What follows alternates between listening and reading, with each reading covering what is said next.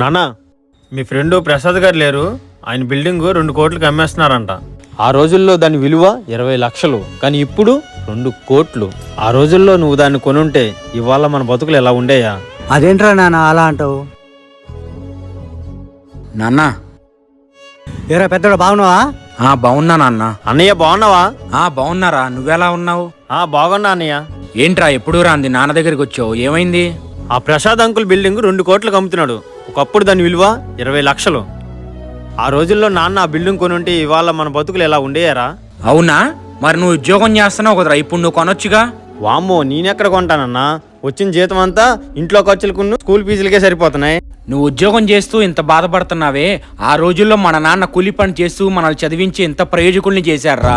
ఆయన కూలి పని చేసుకుంటూ చినిగిపోయిన బనీను తెగిపోయిన చెప్పులు వేసుకుని వచ్చిన డబ్బులతో మనిద్దరికి కొత్త బట్టలు కొత్త చెప్పులు కొనిచ్చేవాడ్రా. నాన్నకి కష్టం వస్తే రావాల్సింది కన్నీళ్లు కాదురా, నా కొడుకులున్నారన్న ధైర్యం, అది గుర్తుపెట్టుకో. నన్ను క్షమించి నాన్న, నిన్ను తప్పుగా అర్థం చేసుకున్నాను. నాన్న కష్టం ఒక ఇంటిని నడిపేటప్పుడు తెలుస్తుంది.